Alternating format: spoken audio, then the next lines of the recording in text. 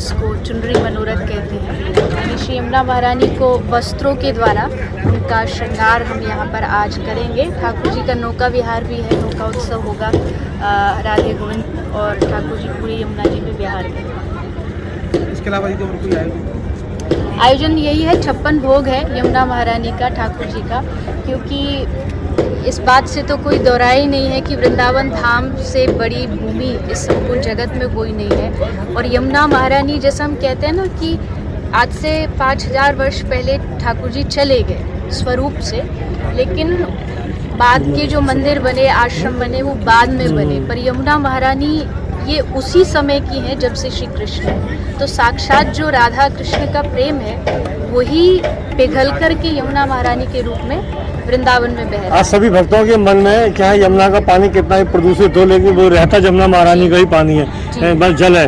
तो लेकिन इसके बारे में अभी तक कोई ठोस कदम ना तो आपके भागवत भक्ताओं के द्वारा उठाया जाता है, ना संत समाज के द्वारा। केवल थोड़ा बहुत आंदोलन किया, थोड़ा बहुत आपने भागवत में बोल दिया कि शुद्धिकरण होना चाहिए, उसके बाद सब मतलब नहीं कि नहीं रह जाता है। इसके बारे में आपने क्या सोचा? पहली बात तो ये है कि यमुना जी अस्वच्छ हो सकती है लेकिन अपवित्र नहीं हो सकती। यमुना जी की पवित्रता को कोई कभी वो अक्षुण्ण है, इसलिए लोग आते हैं, भले कितनी भी इसमें गंदगी पड़ी हो, लेकिन भाव है। रही बात अगर यमुना जी की शुद्धि के लिए, तो मुझे नहीं लगता कि वृंदावन धाम में जितने भी संत महापुरुष या वक्ता रहे हैं उन्होंने कहीं भी अपने प्रयास में, कोशिश में कोई कमी छोड़ी है।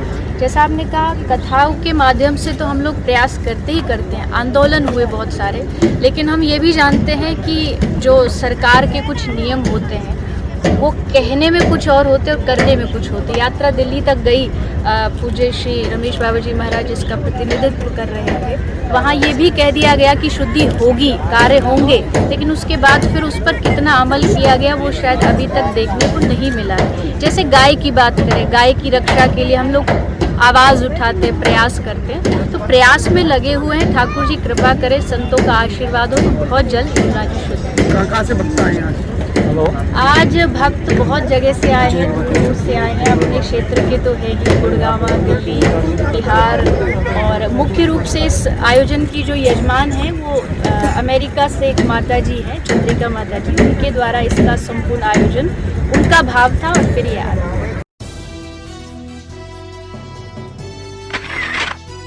कई तरह के सवाल जो खबरों की भीड़ में कहीं खो जाते हैं, सवाल जो हक और अधिकार की मांग करते हैं।